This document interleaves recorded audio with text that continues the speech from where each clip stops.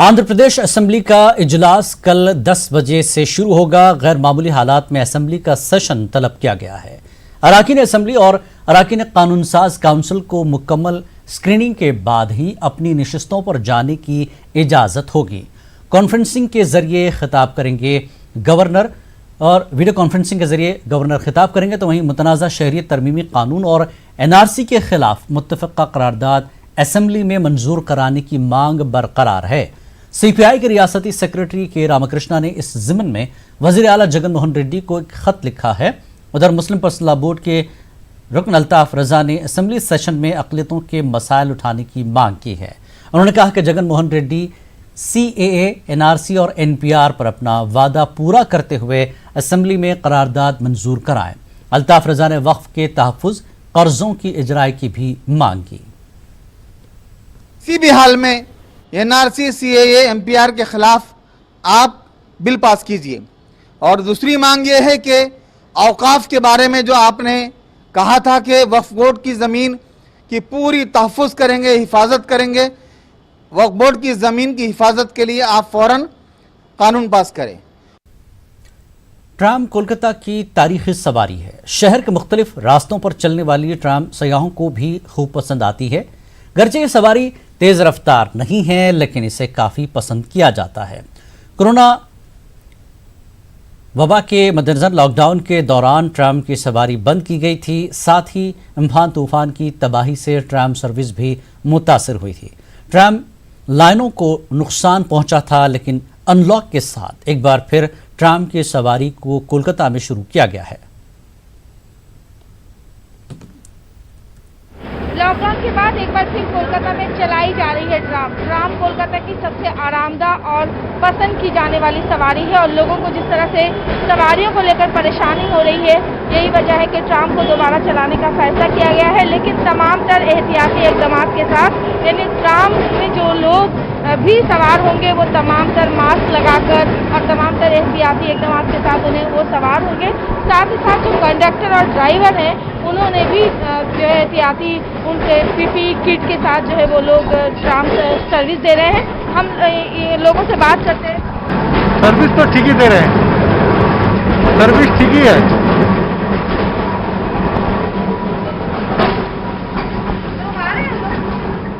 हाँ, लोग कम उठ रहे हैं अभी कोरोना के। ट्राम दोबारा शुरू हुआ, कैसा लग रहा है? ठीक है, सुंदर लगता है। Aloi, it's good right now to like travel by train. It's very helpful for us. Kind of. Distancing ache, there is our own seat, we can sit there. So it's okay na. We are happy with it. तो tram के दोबारा शुरू होने से लोग काफ़ी खुश हैं और साथ ही साथ जिस तरह से आप देखें कि ट्राम में एक सीट छोड़कर जो है वो दूसरी सीट पर जो है वो लोगों को बैठाया जा रहा है, डिस्टेंस का ख्याल रखा जा रहा है और तमाम लोगों से यही अपील की जा रही है कि वो मास्क लगाकर, हैंड ग्लव लगाकर इस ट्राम की जो है वो ट्राम में सवार हो। ऐसे में ट्राम चलाई जा रही है, लेकिन लोगों को इसका कितना फ़ायदा मिलेगा ये देखना अहम है। कैमरामैन सुदीप के साथ शबाना जाज, न्यूज़ 18। बंगाल में कोरोना के बढ़ते मरीजों की तादाद से जहां हुकूमत परेशान है, वहीं फंड की कमी एक बड़ा मसला है।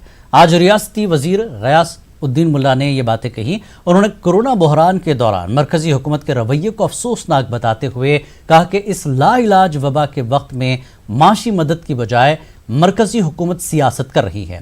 गयासुद्दीन मुल्ला ने कहा कि उनकी हुकूमत ने मजदूरों की वापसी में मदद की है। साथ ही बंगाल वापस आने वाले मजदूरों के अहल खाना को हुकूमत 1000 रुपये माली मदद दे रही है। उन्होंने कहा कि कोरोना के मरीजों की तादाद के मामले में बंगाल को बदनाम किया जा रहा है, ताहम हुकूमत कोरोना पर काबू पाने के लिए इक़दामात कर रही है। कर्नाटक में कोरोना की रफ्तार में कोई कमी नजर नहीं आ रही है। आज कर्नाटक में 213 मामले सामने आए हैं, जिसके साथ ही कर्नाटक में पॉजिटिव केसों की तादाद 7213 हो गई है। अब एक्टिव केसों की तादाद 2987 है, जबकि सेहतयाब होकर डिस्चार्ज होने वालों की तादाद 4135 हो गई है। आज हुई 2 अमवात के बाद इसकी तादाद 88 हो गई है। आज सबसे ज्यादा 48 मामले गुलबर्गा से सामने आए हैं।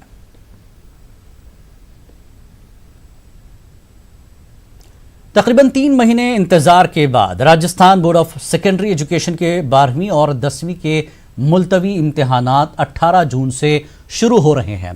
बोर्ड ने इम्तिहानात का टाइम टेबल जारी कर दिया है। बोर्ड ने कोरोना वबा के पेश नज़र सोशल डिस्टेंसिंग को ध्यान में रखते हुए 521 इम्तिहान मराकिज़ बनाए हैं। बोर्ड की जानिब से जारी दाखिला कार्ड स्कूल उन्हें तलबा में तकसीम कर रहे हैं। कोरोना के पेश नज़र बोर्ड ने कई गाइडलाइंस तैयार की हैं।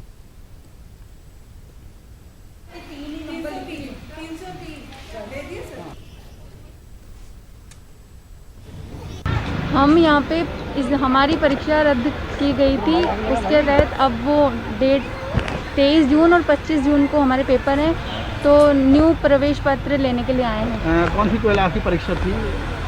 कौन सी क्लास की परीक्षा थी? 12th क्लास की परीक्षा। स्कूल की व्यवस्था कैसी है परमिशन लेटर लेने के लिए? स्कूल की व्यवस्था बहुत अच्छी है। सोशल डिस्टेंसिंग का पूरा ध्यान रखा जा रहा है।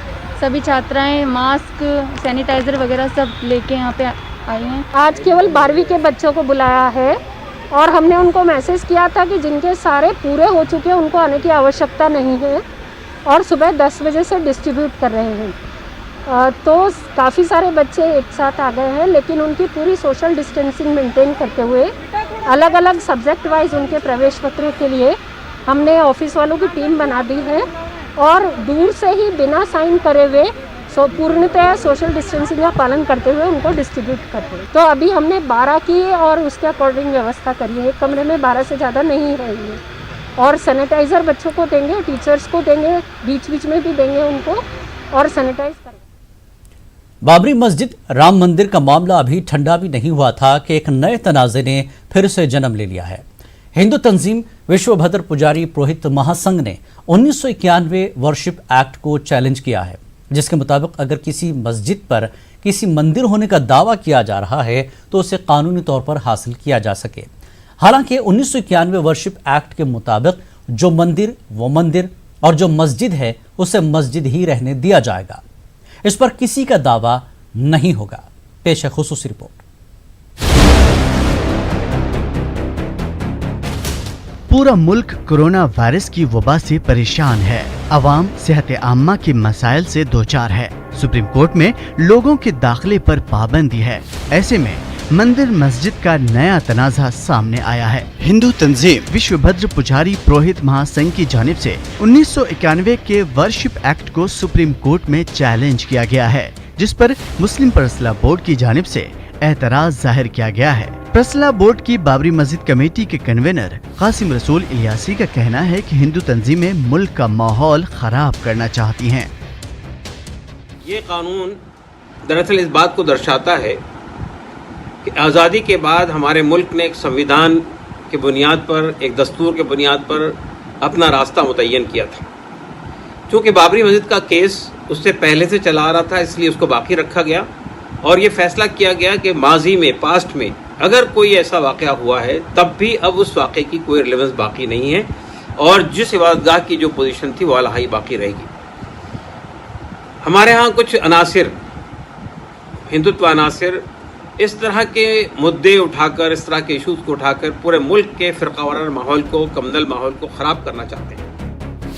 1991 वर्शिप एक्ट में एक कानून मंजूर हुआ था, जिसके मुताबिक जो इबादत गाहें जिस हाल में हैं वो उसी हाल में बाकी रहेंगी, सिवाय बाबरी मस्जिद के। बाबरी मस्जिद का फैसला आ चुका है। अब इस नए पिटीशन से नए तनाज़े का जन्म हो रहा है। हिंदू तंजीम की इस पिटीशन को जमीयतुल उलमा हिंद ने सुप्रीम कोर्ट में चैलेंज किया है और कहा है कि ऐसे किसी भी कदम से मंदिर मस्जिद के तनाज़े का नया सैलाब सामने आएगा। आज अगर कोई उठ के ये खड़ा होकर कहता है कि 500 साल पहले कुछ उसकी समझ ये है कि 500 साल पहले कुछ हिस्टोरिकल रॉन्ग्स हुए थे। ये बाबरी मस्जिद राम जन्मभूमि जजमेंट में कोर्ट ने क्लियरली ये बात कही है कि साहब कोर्ट ऑफ लॉ इस काम के लिए नहीं है कि 500 साल या 1000 साल पहले कोई अगर ऐसी बात है जिसको कोई समझता है कि ठीक नहीं है तो उस हिस्ट्री को ठीक करने के लिए कोर्ट इन्वोक किया जाए। आज इतनी सारी प्रॉब्लम्स हैं, उन प्रॉब्लम्स को छोड़ के हम ये बैठ गए हैं कि जो एक मुल्क 1947 में एक संविधान के ढांचे पे खड़ा है उस संवैधानिक वैल्यूज पे अटैक करें कोर्ट के जरिए, ये एक बहुत ही गैर मुनासिब बात है, ऐसा नहीं होना चाहिए। दूसरी बात ये है कि ये कोर्ट ने होल्ड कर दिया है कि इस एक्ट का जो स्पिरिट है वो कॉन्स्टिट्यूशनल वैल्यूज और बेसिक स्ट्रक्चर के कॉन्सोनेंस में है। क्या हम इस तरह से कॉन्स्टिट्यूशन के वैल्यूज को अटैक करना चाहते हैं और कोर्ट क्या इस पे इसकी परमिशन देगी? मेरे हिसाब से एक बहुत ही गैर मुनासिब बात है और ये ऐसा लिटिगेशन है जो पहले दिन डिसमिस हो जाना चाहिए। सुप्रीम कोर्ट में इन दिनों जरूरी मामलों की सुनवाई हो रही है और ये सुनवाई ऑनलाइन हो रही है। ऐसे में सभी की निगाहें सुप्रीम कोर्ट पर टिकी हुई हैं। संविधान और दस्तूर के तहत किसी भी शख्स को यह हक हासिल है, अगर वो किसी कानून से मुतमईन नहीं है तो उसको चैलेंज कर सकता है। यूएपीए एक्ट हो, सिटीजनशिप अमेंडमेंट एक्ट हो, ट्रिपल तलाक हो या फिर दूसरे और कानून हो, बहुत सारे एक्ट को चैलेंज किया गया है। लेकिन ऐसे में सबसे बड़ा सवाल ये है, क्या ये खौफ गैर वाजिब है? अगर 1991 के इस कानून के बंद दरवाजे को खोल दिया गया तो मंदिर और मस्जिद को लेकर विवाद और तनाज़े बड़े पैमाने पर पैदा हो सकते हैं। कैमरामैन गौरव गिरी के साथ खुर्रम शहजाद, न्यूज़ 18 दिल्ली। अकोला जिले के 2 उर्दू तालीमी इदारों ने महकमे तालीम पर तासुब बरतने का इल्ज़ाम लगाया है। इन इदारों का इल्ज़ाम है कि महकमे तालीम ने इन इदारों के ज़ेर तक़र्रुर टीचरों को तलबा की तादाद कम बताकर सरकारी स्कूलों में काम करने का हुक्म दिया गया था। ताहम अब मौजूदा टीचरों में से कई टीचर रिटायर हो गए हैं और इन इदारों में टीचरों की कमी महसूस की जा रही है। इसलिए जो टीचर सरकारी स्कूलों पर भेजे गए थे उन्हें दोबारा इन इदारों में भेजने का मुतालबा किया गया है, जिसको लेकर जिम्मेदारों ने एक रोज़ा एहतजाज भी किया है। में 3 टीचर रिटायर हो गए, 3 टीचर रिटायर हो गए और इनकी तनख्वाह, इनकी पेमेंट हमारे संस्था से निकलती है। ये उसी जगह काम करते हैं। अब हमारे वहाँ पर 14 सेक्शन है जिसमें 10 टीचर काम करते हैं। तो हमने शासन से, शिक्षा अधिकारी से विनती किया है कि हमारे टीचर हमारे इदारों में परत कर वापस भेज दीजिए। अजमेर के JLN अस्पताल के नर्सिंग मुलाजमीन ने आज अस्पताल के बाहर अपने मुतालबात को लेकर एहतजाज किया। मुलाजमीन ने अस्पताल इंतजामिया पर लापरवाही का इल्ज़ाम भी लगाया। मुलाजमीन का कहना है कि कोरोना आइसोलेशन और ICU वार्ड में ड्यूटी करने वाले मुलाजमीन को क्वारंटीन नहीं किया जा रहा है। पॉजिटिव मरीजों के राब्ते में आने से इनमें भी कोरोना की अलामत हो सकती है। इसी को लेकर मुलाजमीन ने इंतजामिया से क्वारंटीन करने का मुतालबा किया। नर्सिंग कर्मचारी यहाँ इकट्ठे होकर हमें क्वारंटाइन नहीं दिया जा रहा है, जिसके संबंध में हम यहाँ नर्सिंग अधीक्षक महोदया से क्वारंटाइन की मांग को लेकर एकत्रित हुए हैं। क्वारंटाइन नहीं देने से हमें सीधा ड्यूटी के पश्चात अपने घर जाने के लिए विवश हो रहे हैं हम। यदि इस परिस्थितियों में हमारे परिवारजन, हमारे निकट पड़ोसी या हमारे स्टाफ जहाँ पे कि हमें ड्यूटी के लिए भेजा जाएगा, अगर वो पॉजिटिव होते हैं तो उनकी जवाबदारी और दोषी हमें ना माना जाए, उसके लिए पूर्णतः जवाबदार प्रशासन रहेगा।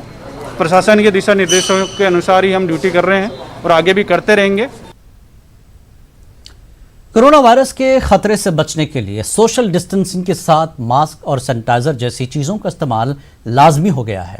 ऐसे में कई अफराद ने सैनिटाइजेशन के इस्तेमाल को आसान बनाने और खर्च को कम करने के लिए नए नए तजुर्बात से सैनिटाइजिंग मशीनें तैयार की हैं, जो आम लोगों में भी बहुत मकबूल हो रही है। ऐसी ही एक मशीन मेरठ के मोहम्मद आरिफ ने भी ज़ाती इस्तेमाल के लिए तैयार की थी, लेकिन नई तकनीक के साथ तैयार की गई ये सैनिटाइजिंग मशीन अब लोगों की तवज्जो का मरकज़ बन गई है और लोग ऑर्डर देकर इसे तैयार करवा रहे हैं। ख़ासतौर पर इबादत गाहों में भी इसका इस्तेमाल किया जा रहा है। कोरोना इन्फेक्शन के ख़तरे की वजह से सैनिटाइजेशन हर आम इंसान की ज़रूरत हो गई है और सैनिटाइज़र का इस्तेमाल हर इंसान कर रहा है, लेकिन उसको कितना आसान बनाया जाए, किस तरह से उसको इस्तेमाल किया जाए। ऐसे भी बहुत से लोग हैं जिनका रोज़गार लॉकडाउन में बंद हो गया, ख़त्म हो गया, लेकिन उन्होंने कोरोना इन्फेक्शन से जो जुड़ी हुई चीज़ें हैं जैसे सैनिटाइजेशन है या फिर किट है, उसको तैयार करके उसको अपना रोज़गार का ज़रिया बना लिया है। हमारे साथ ऐसे ही एक शख्स मोहम्मद आरिफ हैं मेरठ के, जिन्होंने सैनिटाइजेशन के लिए मशीन बनाई है, ख़ुद तैयार की है घर में। हालांकि ये उन्होंने अपनी ज़रूरत के लिए मशीन तैयार की थी। उनका जो काम है वो जो है प्यूरिफायर का है, लेकिन उन्होंने जब इसमें देखा कि इसको इस तरह से भी तैयार किया जा सकता है, तो इन्होंने घर पर ही अपने इस्तेमाल के लिए ये मशीन तैयार की और आसान बनाया कि सैनिटाइजेशन जो भी लोग आए उस ख़तरे से बचने के लिए इन्फेक्शन के, यहाँ पर ये मशीन अपने घर पर लगाई है खुद तैयार करके। तो आरिफ, ये आइडिया आपको कहाँ से आया और किस तरह से आपने तैयार की, कैसे काम करती है ये? सर मेरा नाम मोहम्मद आरिफ सैफी है। मैं आपको बता दूं, मेरा आरओ प्यूरीफायर का काम है। तो जब मैंने देखा कि मेरे पास आरओ प्यूरीफायर की कैबिनेट पड़ी हुई थी पुरानी, तो मैंने उसको अपने घर के लिए उसको सैनिटाइज़र के लिए मैंने डाल के लिक्विड डाल के उसको ऐसे लिक्विड डालने वाला सिस्टम बनाया। लेकिन मैंने कुछ थोड़ा सा और दिमाग लगाया टेक्निकली दिमाग लगा के मैंने सोचा कि उन्हें इसको टच फ्री बनाया जाए, कि हाथ लगाने की ज़रूरत नहीं है। क्योंकि मार्केट में देखा स्प्रे बोतल आ रही है और भी सामान आ रही है, उसको हाथ से स्प्रे करना पड़ता है, बोतल या उसको करना, कहीं ना कहीं संक्रमित होने का खतरा था। अब इसमें हमने क्या किया, इसको टच फ्री बना दिया। टच फ्री में क्या है कि इसके नीचे हाथ सेंस करने हैं और आपका सैनिटाइज़र निकल के आ जाएगा, और कम मात्रा के अंदर, कि अगर एक आदमी बोतल से सैनिटाइज ले रहा है, 5 आदमी इसका, एक आदमी अगर एक बूंद ले रहा है तो इसके अंदर उसको जो सैनिटाइज़र मशीन के अंदर पड़ेगा वो 5 आदमी उसको यूज़ कर लेंगे। उसको देखते हुए कम मात्रा में सैनिटाइज़र भी कम खर्च हो रहा है। दूसरी बात, फल फ्रूट सब्जी बच्चे जो भी बाहर से आते हैं, इसको हम अगर बाहर की तरफ हम लगा देते हैं तो इसको हम सैनिटाइज करके घर के अंदर पहली जब बाद में ले जाएंगे, उससे आसानी ये होगी कि घर के अंदर संक्रमित जो फैलने का खतरा है वो नहीं होगा। इसका हम इस्तेमाल ऑफिसों में, मेडिकल कॉलेज में, हॉस्पिटल के अंदर, स्कूल के अंदर और अपनी दुकानों पे और मंदिरों में, मस्जिदों में और भी अन्य एक जगह हम इसको लगा सकते हैं। नमाज के लिए जो आदमी आएगा पहले हम सैनिटाइज होता है वो, उसके बाद उसका टेम्परेचर नापते हैं, फिर उसकी पल्स वगैरह नाप करके अगर वो सही है तो नमाज़ पढ़ेगा, नहीं है तो हम बिल्कुल मस्जिद में दाखिल नहीं होने देते। इन तमाम चीज़ों का ख्याल किया गया है। तो ये सैनिटाइजर मशीन ये कैसी चल रही है, काम कर रही है? ये काम बहुत अच्छा कर रही है। जब से हमने लगाई है किसी किस्म की कोई दिक्कत नहीं है, कोई परेशानी यहाँ नहीं है, अल्हम्दुलिल्लाह। कोरोना वबा के खतरे और खौफ ने इंसानी मामूलात ज़िंदगी को न सिर्फ बुरी तरह मुतासर किया है बल्कि काम करने के तरीक़े को भी बदल कर रख दिया है। इज्तिमाई तकरीबात और सेमिनारों जलसों के इनकाद पर भी पाबंदी है, तहम अदबी और सकाफती प्रोग्राम इंटरनेट और सोशल मीडिया के ज़रिए मुनक़िद किए जा रहे हैं। मेरठ की चौधरी चरण सिंह यूनिवर्सिटी के शोबे उर्दू की जानिब से भी ऐसा ही 3 रोज़ा सेमिनार का इनकाद 20 जून से किया जा रहा है। एक बड़ा बैनुल-अक़वामी जश्न सा करते हैं जिसमें सेमिनार भी होते हैं और बहुत सारी चीज़ें होती हैं, तो बिल्कुल उसी तरह का हमने इस बार एक प्रोग्राम बनाया है। तो इसमें एक बड़ा वेबिनार है जिसका मौजू है समाजी तग़य्युरात, मतलब सामाजिक परिवर्तनों के भाषा और ज़बान पर प्रभाव, impact of social changes on language and literature. तो ये एक ऐसा विषय हमने लिया जिसमें कि हर ज़बान के लोग हमसे जुड़ सकते हैं। तो हमारी खुशकिस्मती ये है कि इस वेबिनार में उर्दू के अलावा उर्दू, हिंदी, इंग्लिश, संस्कृत और पर्शियन 5 ज़बानों के विद्वान, 5 ज़बानों के लोग हमसे जुड़े हैं। अलीगढ़ मुस्लिम यूनिवर्सिटी ने कोरोना मरीजों की तादाद में इजाफे के अंदेशों के दरमियान एक अहम कदम उठाते हुए कैंपस में वाक़े मोइनुद्दीन हॉस्टल और UGC HRD सेंटर के हॉस्टल को क्वारंटीन मरकज में तब्दील कर दिया है। ये फैसला vice chancellor professor Tariq Mansoor ने इस सिलसिले में कायम की गई कमेटी की सिफारिशात के बाद लिया है। मुस्लिम यूनिवर्सिटी ने कन्वर्ट किया है Moinuddin hostel and hostel of UGC HRD centre quarantine facilities को to brace up for the predicted peaking of कोविड-19। अगर ये जो कोविड-19 नोवल कोरोना वायरस पैंडमिक है, अगर ये और ज़्यादा एलिवेट होता है, उसके लिए हमने इन एडवांस एक एजुकेशनल इंस्टीट्यूशन ने हमने जिम्मेदारी समझते हुए ये फ़ैसला लिया और रिकमेंडेशन ऑफ कमेटी कॉन्स्टिट्यूट हुई by the vice chancellor professor Tariq Mansoor साहब ने, और इसमें ये वाइस चांसलर साहब ने बहुत अहम फैसला लिया। Moinuddin hostel annexe of SN Hall has also been declared as a quarantine facility for female students. Hostel of UGC HRD center will be used for isolation male student exposed to the infection. वज़ीर आज़म नरेंद्र मोदी के fit India movement को आगे बढ़ाने में अलीगढ़ नगर निगम मुसलसल कोशा है। Aligarh smart city में शामिल है। ऐसे में अलीगढ़ के तमाम पार्कों की तज़ीनकारी की जा रही है, जिसके लिए आज अलीगढ़ में मुतादिद मशीनें खरीदी गई। इस मौके पर सिटी कमिश्नर अलीगढ़ सत्यप्रकाश पटेल ने मशीनों का मुआयना किया और तमाम जिम्मेदारान को मुबारकबाद पेश की।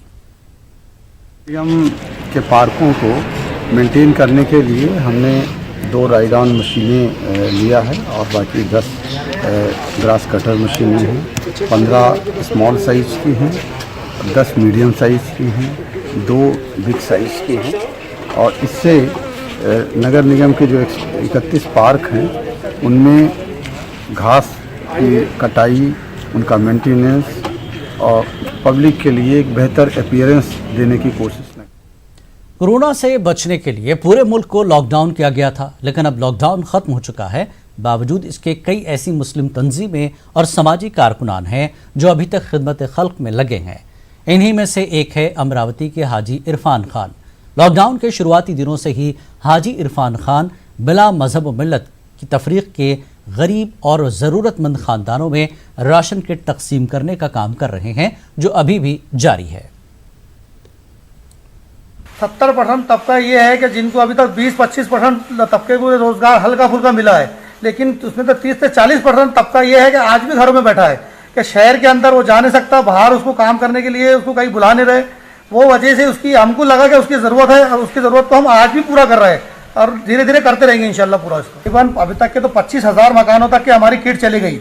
अभी हमारे पास 5,000 मकानों की किट तैयार है, जिसके अंदर आसपास जब ये आज के इसमें देशमुखपुरा में जाने वाली है, परतवाड़ा जाना है और ऐसे कई छोटे मोटे देहात है, 40 से 50 देहात है, जिसके अंदर ये समझ के चलो कि 4 से 5 दिन के अंदर वो देहातों के अंदर किट जाना है हमारे। उन्होंने सभी लोगों को ये बता दिया है कि जो भी गरीब है, गरीब तबका है, जरूरतमंद है, उनको कोई भी अगर कभी आपत्ति अगर कभी आती है हम उनके साथ में हैं, ऐसा उन्होंने एहसास दिलाया है। और जनता जो है अमरावती की, वो उनके प्रति आज एक सहानुभूति की तौर से, सद्भावना के तौर से उनके तरफ देख रही है और उन्होंने जो गरीबों को जो मदद की है ये तारीफ काबिल है। चंद रोज कबल नागपुर में दलित समाज के एक नौजवान की मुश्तबा मौत हो गई थी। अचानक हुई इस मौत को मनसूबाबंद अंदाज में किया गया कत्ल बताया जा रहा है और इस वारदात के खिलाफ दलित समाज की जानिब से रियासत के मुख्तलिफ मकामात पर एहतजाज किया जा रहा है।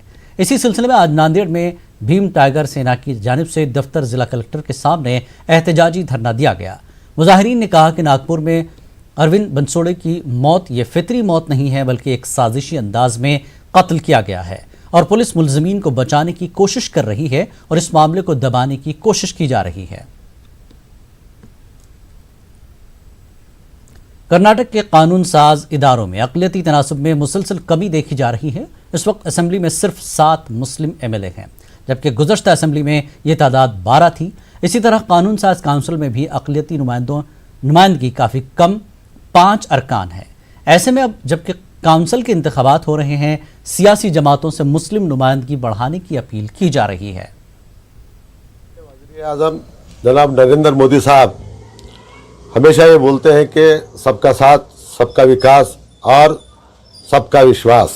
ये एक बेहतरीन मौका है आप इस बात को साबित करने के लिए, चूँकि कर्नाटक में MLC के इंतखाबात होने जा रहे हैं, आप इनमें मुसलमानों को मौका देकर सबका विश्वास भी जीत सकते हैं। और दूसरी बात, सबसे अहम बात यह है कि आप लोग असेंबली में किसी को भी एक सीट भी मुसलमानों की नहीं दी और ना आपके कैबिनेट में कोई मुसलमान है। अगर किसी कम्युनिटी को पॉलिटिकल एम्पावरमेंट चाहिए, उनको उठाने की ज़रूरत है, तो ये मौका बड़ा अच्छा है। कांग्रेस को मेरे अपने ख्याल में अगर सचमुच कांग्रेस इंसाफ करना चाहती है और सेकुलरिज्म को ज़्यादा से ज़्यादा मजबूत करना चाहती है, तो जितनी भी सीट कांग्रेस वहाँ से जीत सकती है, शायद 2 सीट जीतना डेफिनेट है, तो उन दोनों सीटों को माइनॉरिटी और मुसलमान को देना चाहिए। क्योंकि अब मुसलमानों का MLA बनकर जीत कर आना तो रोज़ बरोज़ मुश्किल होता जा रहा है। बीजेपी तो किसी मुसलमान को अकोमोडेट करेगी ना MLA के लिए करेगी, ना MLC के लिए करेगी। अब ले देखिए कांग्रेस। खास बात इंडिया में फिलहाल इतना ही। आदाब।